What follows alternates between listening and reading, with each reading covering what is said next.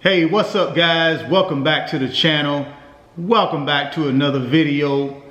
Today we're going to talk about why I don't pay cash for any of my luxury cars. For those of you who have followed the channel for a while, you'll know that I own a Ferrari 458, a Range Rover SVR, and a Mercedes SL63 AMG, and I didn't pay cash for any of them. You're asking yourself, well how did you pay for them? Well, we'll talk about that in a minute. But let's get on the topic of why I don't pay cash for my cars. Have you guys ever watched a show called Shark Tank? It comes on ABC here in the United States. Not sure if they distribute that show in different countries or not, but the basic premise for that show is they bring together 5 multi-million and billionaire investors to invest in startup businesses. They invest in products, they invest in people. One of the guys on that show, his name is Kevin O'Leary. He's a multi-million dollar investor. One of the things that he says a lot on that show rings true for me. He says, when I send my money out into the world and when it returns home, I want it to bring friends, lots of friends. And I subscribe to that same theory. Cash is king. So for me, paying cash for a car, not so much for me. I'm more of the finance type. So that's right. How do I purchase my cars? I finance all of my cars. Now I'm going to walk you guys through why I do that, why I finance and why I don't pay cash. So to make it easier for me, let's think about the SVR. And we'll take the SVR. I'll take you guys through how I purchased the SVR and why I financed it. And why I finance all my cars. So the SVR cost me $108,000. So we'll round that to just say $100,000. Now, you could pay cash with that $100,000 and you'll own the car or you'll own the SVR outright. But we know 99% of the cars are going to depreciate in value. And the SVR is no exception to that rule. It will depreciate, and it has been depreciating. So that's one expense. Since I finance all of my cars, my second expense is going to be interest that I pay on the loan. Now there are other expenses like insurance and repairs and things like that. But I'm going to have to pay those expenses whether I pay cash or I finance. So I'm not going to include those. I'm just going to include the expenses for depreciation and my expense for the interest that I'm going to have to pay on the loan. On one side, you have the $100K that I take and I'm going to invest it in my 3 streams of revenue. I've talked about those in the past. Those 3 streams of revenue are luxury watch sales, real estate investing, and stock market investing. Okay, so I'll take that $100K that I would have paid cash for the SVR, and I put that over here to go to work for me to earn income. Back to my premise, when I put my money out in the world, when it comes home, I want it to bring friends and lots of friends. So I invest my money in my 3 streams of income over here. Now over here is my financing. Now, what do I do to finance my cars? I typically go out on the internet and I search for the very best terms possible when it comes to automobile loans. What I found is credit unions offer the best rates bar none. And one of the reasons they can do that, and I'm not going to say all credit unions do that, but the credit unions that I deal with are not-for-profit financial institutions. So they're not owned by stockholders. They're not for profit. So all the money that they generate and make typically will be going back to the members of that credit union, which are people like you and me. We're customers of the credit union. So they pass those earnings back to us through better interest rates on car loans and consumer loans and home loans, and higher interest rate on deposit accounts, money markets, CDs, etc. So credit unions typically are going to give you your best bang for your buck when it comes to the lowest interest rates for car loans. The interest rate on the SVR is 2%. So $100,000 for 2%.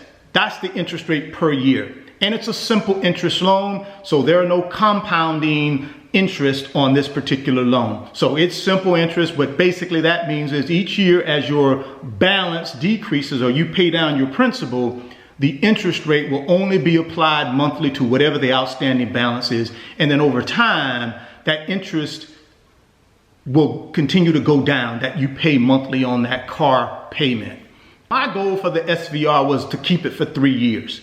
I purchased it in 2017, and my goal was to keep it through up until the year 2020. So I got 3 years of interest at 2% on 100 grand or less. Let's just round it off for simple terms, and let's just say $5,000 over 3 years is going to be my interest expense. It's probably a little bit less than that, but I was lazy and I didn't do all the math before I did the video, so I apologize if I got some of those numbers wrong. But let's just use $5,000. We also know from my prior videos, the Range Rover depreciation is scary video, that the Range Rover SVR is probably going to depreciate about $10,000 a year. So over 3 years, I got $30,000 in depreciation, plus I have about $5,000 in interest expense. So I got $35,000 in expense over here to finance my SVR and the depreciation wrapped up in it. Now let's move back over here to the income side. As I've discussed in prior videos, my 3 income stream system that I use, I believe I'm going to earn at least $10,000 a year in return on that 100K through luxury watch sales, real estate investing, and stock market investing. Now again, no guarantees for me, but in my history of doing this, I'm pretty comfortable believing I'll earn at minimum $10,000 a year, and it could even be higher than that depending upon how many watches I move and how much stock market investing I do and how many properties I get involved in over that 3 years. But I'm gonna say minimum of $10,000 a year. So I got $30,000 in upside or profit or increase in or appreciation in value on the 100,000 on this side, and I got $35,000 in expense associated with depreciation in the loan. Over 3 years, it's going to cost me about $5,000 to own the SVR. Guys, I'll take that all day. $5,000 over 3 years is my cost of ownership as it relates to owning the SVR when you minus out, again, insurance and any type of maintenance issues, because you're going to have to pay that either way. You pay cash, you're going to still have to pay those 2 things. If you finance, you're going to still have to pay those 2 things. So I'm not going to include those. So $5,000. In my world that I live in, I'll take that all day in order to own a luxury SUV like an SVR and get to daily it and drive it. So that's the main reason, guys, why I don't pay cash for any of my cars. I just believe cash is king, and that cash, if you got the right system, you can put that cash to work for you, and it's always earning income. You put that $100,000 in, if I would have put that $100,000 and paid cash for the SVR, guess what? At the end of that 3 years, I would have been lucky to get $70,000 back on that 100. So I would have lost $30,000 just to drive an SVR for 3 years. Guys, that's not a deal I would take. 5,000 is better than 30,000 in my opinion. And I know there are people out there that will say, hey, you know, I wouldn't have lost any money on that. I just would have bought the SVR at the right price and held it and then sold it. And yeah, guys, that's 1% of the population. Most of us, the cars that we buy, they're going to depreciate. Most of us, when we walk into a dealership, and negotiate the price on a car. I guarantee you, these dealerships are not in business for you to walk in there and pay what they paid for the car. That's just not how it works, or they wouldn't be in business. They're in business because they can buy the car low enough. Someone like you and I will walk in there and purchase it, and they make a profit. That's their business. They're for profit. They're not there for us to walk in and they break even on every car they sell. That's just not going to happen. So I respect these guys who say they never lose money on cars. They own them for free. That's wonderful. But in my world that I live in, my cars depreciate. So I have to find a way to offset that depreciation and offset that interest expense. And the way I do it is through my three income stream system. Luxury watch sales, real estate investing, and stock market investing. So for me, all of my cars, and on top of that, I don't put any money down on the cars. The exception of the 458. I did put some money down on the 458 because obviously it's a supercar. It was extremely expensive.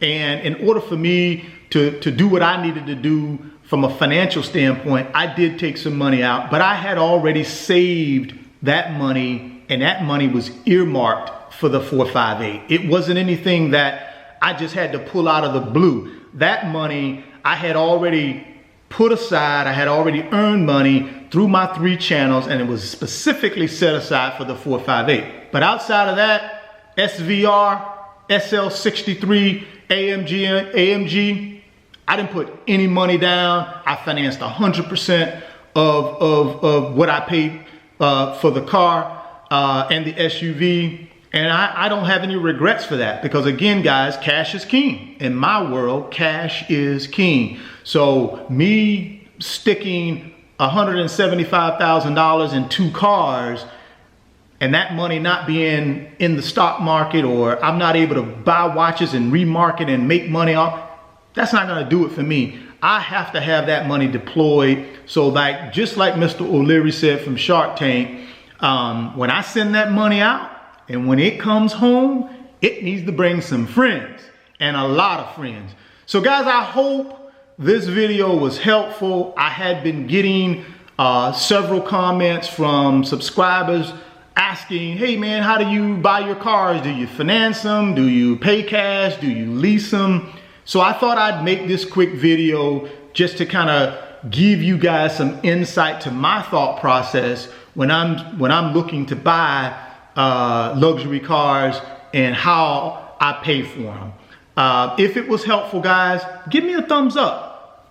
If you're stopping by the channel for the first time, please consider subscribing and share the video. And until the next one, guys, stay peace.